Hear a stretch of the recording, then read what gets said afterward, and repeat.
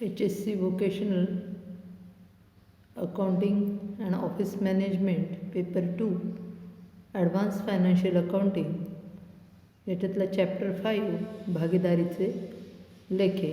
या चॅप्टरमध्ये आपण भागीदारीचा अर्थ, व्याख्या, भागीदारीची वैशिष्ट्ये, भागीदारीचे प्रकार, भागीदारीचा करार, भारतीय भागीदारी कायद्यातील विविध ध्वनित तरतुदी, भागीदारांची भांडवल खाती ठेवण्याची पद्धती व उदाहरणे, नफा तोटा खाते आणि भागीदारांची खाती, नफा तोट्याचे विभाजन, भागीदारांची अंतिम खाती, त्याचा अर्थ, गरज आणि महत्त्व, भागीदाराच्या अंतिम खात्याचे स्वरूप, समायोजना आणि त्यावरचे उदाहरणं म्हणजे वार्षिक खाते तयार करणं, अंतिम खाते तयार करणं, भागीदाराचा प्रवेश, ख्याती आणि ख्यातीच्या नोंदी, संपत्ती आणि देयतेचे पुनर्मूल्यांकन आणि त्यावरची उदाहरणे इत्यादी बघणार आहोत.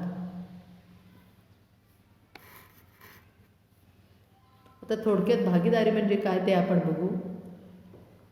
व्यापाराच्या सुरुवातीच्या काळात व्यापाराचं स्वरूप हे अतिशय मर्यादित होतं.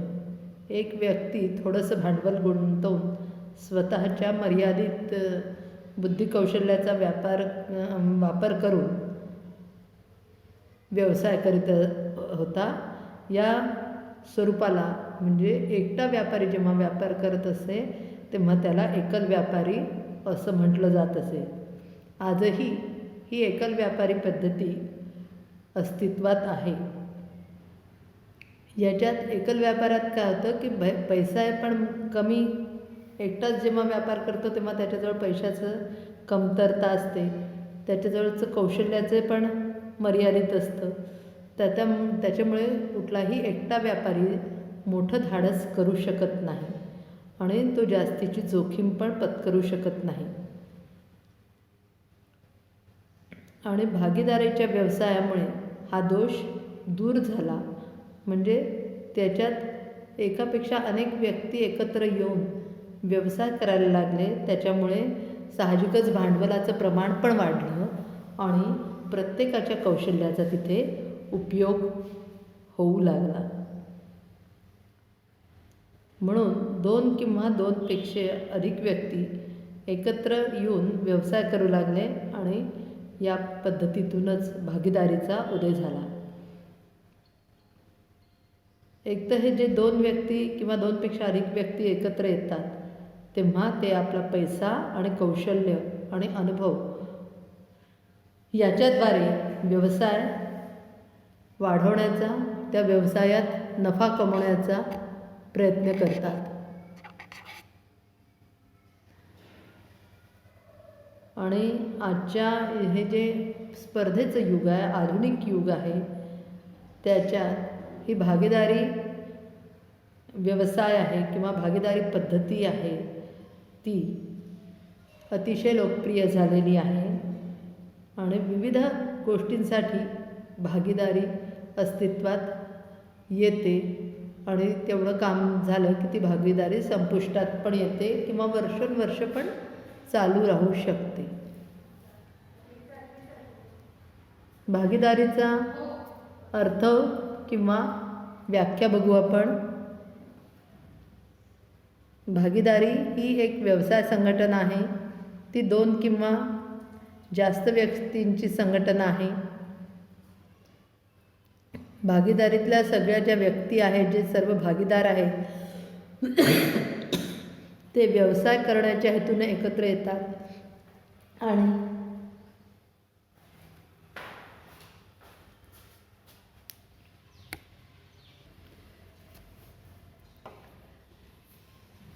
भागीदारी ही एक व्यवसाय संघटना आहे. त्याच्यात 2 किंवा 2पेक्षा अधिक व्यक्ती असतात आणि त्यांचा मुख्य कुठल्याही व्यवसाय करणं हा त्यांचा हेतू असतात. जेव्हा अशा व्यक्ती एकत्र येऊन व्यवसाय करतात किंवा व्यवसायाचं संचलन करतात तेव्हा त्यांना भागीदार असं म्हणतात. आणि हे सर्व भागीदार एका सारख्याच उद्देशाने व्यवसायाचं संचलन हे करत असतात. आणि व्यवसायात होणारा नफा तोटा आपापसात वाटून घेतात. साधारणतः भागीदारी व्यवसायाची स्थापना भागीदारीचे जे नियम आहे त्यानुसार केली जाते. भागीदारीच्या व्याख्या ज्या आहेत त्या आपण बघू.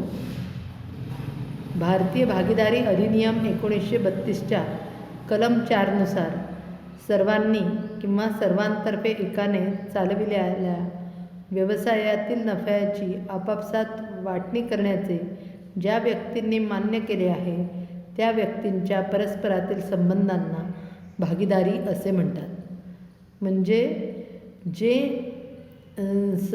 लोक म्हणजे जे पार्टनर म्हणू किंवा जे भागीदार हे एकत्र येतात, व्यवसायात पैसा गुंतवतात, ते सर्व मिळून व्यवसाय करतात किंवा त्यांच्यापैकी सर्वांच्या व्यतिने कोणी एक किंवा दोघंजणंसुद्धा व्यवसाय करू शकतात.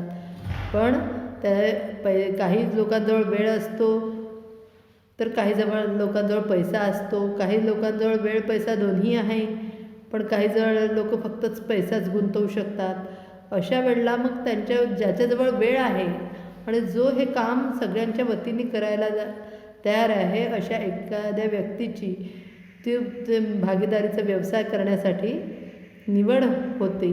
आणि म्हणून म्हटलं आहे की सर्वांनी किंवा सर्वांच्या वतीने एकत्र आणि व्यवसाय करतात आणि जो काही नफा होईल तो आपापसात वाटून घेतात असं त्यांनी मान्य केलेलं असतं. म्हणून या लोकांच्या आपापसातले जे संबंध असतात त्याला भागीदारी असं म्हणतात. प्राध्यापक हॅने यांच्यानुसार खाजगी लाभ मिळवण्याच्या उद्देशाने एखादा कायदेशीर व्यवसाय सर्वांनी मिळवून करण्याचे मान्य करणाऱ्या व करारास पात्र असणाऱ्या व्यक्तींमध्ये संबंध म्हणजे भागीदारी होय. कुठलाही व्यवसाय म्हटलं की त्याचा मुख्य उद्देश हा नफा कमवणं असतं. म्हणजे जेव्हा एखादा व्यवसाय करून नफा कमवण्याच्या उद्देशाने दोन किंवा दोनपेक्षा अधिक व्यक्ती एकत्र येऊन आपापसात करार करतात, नफा तोटा विभाजनाचं प्रमाण ठरवतात आणि त्यांच्यातले जे परस्पर संबंध आहेत त्याला भागीदारी असं म्हणतात. थोडक्यात म्हणजे भागीदारीच्या व्यवसायात भागीदाराचा करार करणाऱ्या प्रत्येक व्यक्तीला भागीदार असं म्हणतात, तर भागीदारांना संयुक्तपणे सार्थक किंवा पेढी किंवा फर्म असं म्हणतात. ज्या नावाने भागीदारीचा व्यवसाय करतात त्या नावाला सारथेचे नाव किंवा त्या पार्टनरशिप फर्मचं नाव असं म्हटलं जातं. आता भागीदारीची वैशिष्ट्ये आपण बघू. भागीदारीचे वैशिष्ट्यामध्ये सगळ्यात पहिल्यांदा करार. भागीदारांमध्ये करार होणं आवश्यक असतं. त्याला कॉन्ट्रॅक्ट किंवा ॲग्रीमेंट असं म्हणतात. भागीदारी संस्था अस्तित्वात येण्यासाठी भागीदारांमध्ये करार होणे आवश्यक असते. हा करार लेखी किंवा तोंडी असू शकतो, परंतु लेखी करार असणं कायद्याच्या दृष्टीने आवश्यक आहे. करार हा तोंडी पण असू शकतो किंवा लेखी पण असू शकतो, पण काही प्रॉब्लेम आला, कायदेशीर बाबी उद्भवल्या तर त्यासाठी लेखी करार असणं आवश्यक असतं. या लेखी कराराला भागीदाराचा विलेख किंवा पार्टनरशिप डीड असं म्हणतात. आता सभासदत्व. दुसरा मुद्दा आहे सभासदत्व, मेंबरशिप. हे भागीदारीमध्ये एकापेक्षा अधिक व्यक्ती सभासद असल्या पाहिजे. म्हणजे दोन किंवा दोनपेक्षा अधिक. म्हणजे भागीदारी संस्थेची निर्मिती करण्यासाठी किंवा भागीदारी संस्था तेव्हाच निर्माण होईल जेव्हा तिथे दोन व्यक्ती आहे. म्हणजे ही संस्था किंवा ही फर्म निर्माण होण्यासाठी कमीत कमी दोन व्यक्तींची आवश्यकता असते आणि जास्तीत जास्त पार्टनरची संख्या ही 20 एवढी राहू शकते. जर बँक स्वरूपाचा व्यवसाय असेल तर कायद्यानुसार 10 ही संख्या भागधारकांची असली पाहिजे किंवा भागीदारांची असली पाहिजे. तिसरा मुद्दा आहे कायदेशीर व्यवसाय. म्हणजे हे सगळे भागीदार जो व्यवसाय करतील तो कायदेशीरच असला पाहिजे.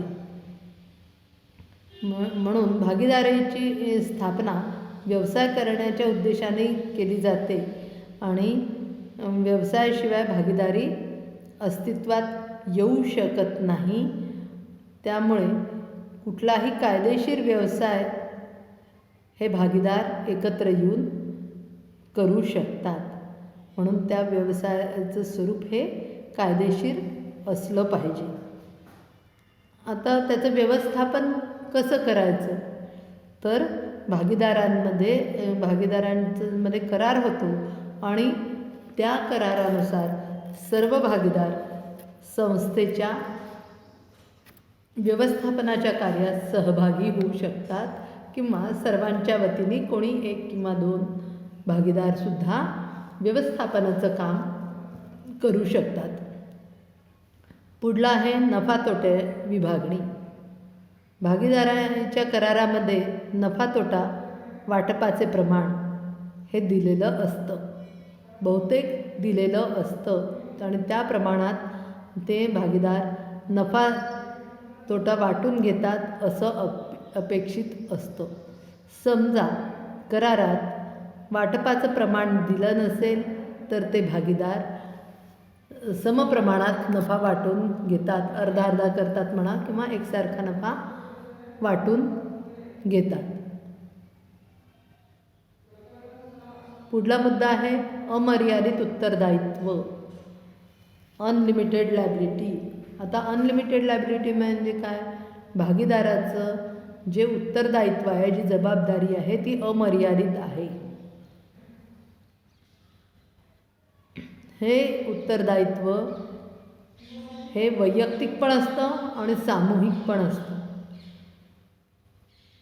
म्हणजे अमर्यादित उत्तरदायित्व जेव्हा आपण म्हणतो तेव्हा व्यवसायातील देणी फेडण्यासाठी सामूहिक म्हणजे व्यवसायाची सगळी संपत्ती अपुरी पडत असेल तर बाह्य देयतांची परतफेड करण्यासाठी भागीदारांच्या वैयक्तिक संपत्तीचा उपयोग केला जाऊ शकतो.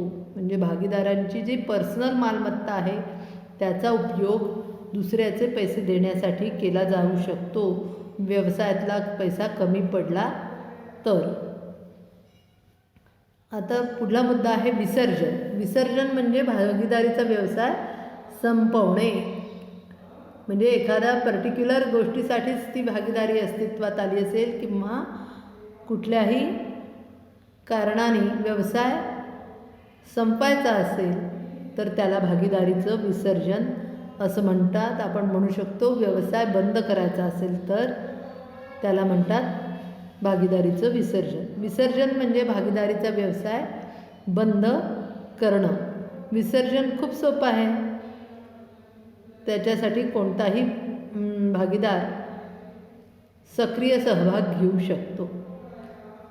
म्हणजे कोणाला असं वाटलं एखाद्याला की आपलं नाही पटत आहे किंवा आता हे काम झालं आहे, आता इथेच आपण थांबावं, तर ते व्यवसाय थांबवू शकतात. किंवा भागीदाराचा मृत्यू झाला, निवृत्ती झाली, म्हणजे एखादा भागीदार त्याला नाही करायचं आहे किंवा एखादा भागीदार नादार घोषित झाला, नादार म्हणजे त्याचं दिवाळं निघालं आहे, तर भागीदारी संस्था विसर्जित होऊ शकते. आता भागीदारांमधील परस्पर संबंध बघू. भागीदारी व्यवसायात सर्व भागीदार संयुक्तपणे किंवा कोणी सर्वांच्या वतीने कोणी एक व्यक्ती व्यवसायाचे संचालन करू शकते. म्हणजेच प्रत्येक भागीदार हा संस्थेचा अभिकर्ता असतो आणि त्याचबरोबर तो मालक असतो. मालक या दोन्ही नात्याने तो काम करत असतो.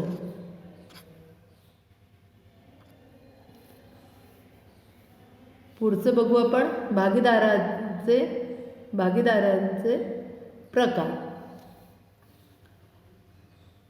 आता हे 5-6 भागीदारांचे प्रकार दिलेले आहेत. सक्रिय किंवा क्रियाशील भागीदार म्हणजे जो भागीदार व्यवसायामध्ये भांडवल आणतो आणि व्यवसायाच्या दैनंदिन कारभारात सक्रियपणे सहभाग घेतो त्याला सक्रिय किंवा क्रियाशील भागीदार असं म्हणतात. म्हणजे जो क्रियाशील असतो, जो सक्रिय सहभाग घेतो त्याला क्रियाशील किंवा सक्रिय भागीदार म्हणतात. ॲक्टिव्ह किंवा वर्किंग पार्टनर इंग्लिशमध्ये त्याला म्हणतात. दुसरं जो भागीदाराचा प्रकार आहे तो आहे निष्क्रिय भागीदार. सक्रिय म्हणजे ॲक्टिव्ह, तर निष्क्रिय म्हणजे आपण त्याला म्हणू इनॲक्टिव्ह किंवा पॅसिव्ह असं पण भागीदार. जो भागीदार, मग आता हा कोण कसा असतो हा भागीदार, तर तो व्यवसायात पैसे गुंतवतो, भागीदारी संस्थेत पैसे गुंतवतो, पण त्याचा दैनंदिन कामकाजात सक्रिय सहभाग नसतो आणि त्याला निष्क्रिय किंवा निद्रिस्त भागीदार असं म्हणतात. म्हणजे जो भागीदार संस्थेत भांडवल गुंतवतो पण संस्थेच्या दैनंदिन व्यावसायिक कार्यात सक्रिय सहभाग घेत नाही त्याला निष्क्रिय किंवा निद्रिस्त भागीदार असं म्हणतात. इनॲक्टिव्ह किंवा स्लीपिंग पार्टनर असं पण म्हणतात. तिसरं आहे नामधारी भागीदार. म्हणजे नावापुरता भागीदार आहे तो. जो भागीदार व्यवसायात भांडवल गुंतत नाही आणि व्यवसायाच्या दैनंदिन कामकाजात सक्रिय सहभागही घेत नाही त्याला नामधारी भागीदार असं म्हणतात. कारण त्याच्या नावाचा फायदा संस्थेला होणार असतो, त्याच्यामुळे तो स्वतःचा पैसाही गुंतवत नाही आणि स्वतःचा वेळही देत नाही, पण संस्थेला आपले नाव देतो असा भागीदार हा नामधारी भागीदार असतो. पुढला आहे अल्पवयीन भागीदार. अल्पवयीन म्हणजे आपल्याला माहीतच आहे, ज्या भागीदाराचं वय आपल्या इथे 18 वर्ष पूर्ण झाला व्यक्ती हा मेजर समजला जातं आणि 18 वर्षाच्या खालची व्यक्ती ही मायनर समजल्या जाते. म्हणून ज्या व्यक्तीचं वय 18 वर्षापेक्षा कमी आहे असा भागीदार म्हणजे अल्पवयीन भागीदार. त्याची जबाबदारी ही त्याने संस्थेत गुंतवलेल्या भांडवलापुरतीच मर्यादित असते. जेव्हा त्याची वयाची 18 वर्ष पूर्ण होतात त्यानंतर त्याची जी जबाबदारी असते ती अमर्यादित होते. पुढला आहे काही भागीदार जे असतात ते फक्त नफ्यात हिस्सा घेण्यापुरतीच असतात. म्हणजे पार्टनर इन प्रॉफिट ओनली. म्हणजे प्रॉफिट झाला तर त्यांना प्रॉफिट देण्यात येईल, पण तोटा झाला तर तो जबाबदार नसतो. म्हणून केवळ नफ्यात भागीदार असं म्हणतात. असा भागीदार असतो की ज्याला भागीदारी संस्थेमध्ये एका निश्चित हिस्सा देण्यात येतो. त्याला व्यवसायाच्या कामकाजात भाग घेण्याचा पण अधिकार नसतो. पुढला भागीदाराचा प्रकार आहे आभासी भागीदार. हा भागीदार व्यवसायात भांडवलही गुंतत नाही आणि व्यवसायाच्या दैनंदिन कामात सक्रिय भागही घेत नाही. खरं तर तो संस्थेचा भागीदार नसतोच. असं असलं तरी त्याच्या कार्यातून त्याच्या वागण्यातून तो असा भास निर्माण करत असतो की तो संस्थेचा भागीदार आहे. अशा भागीदाराला भास निर्माण करणाऱ्या भागीदाराला आभासी भागीदार असं म्हटलं जातं. आज आपण इथेच थांबू. नेक्स्ट पिरियडला आपण बघू भागीदाराचा करार आणि भागीदारी कायद्यातील तरतुदी. Good day.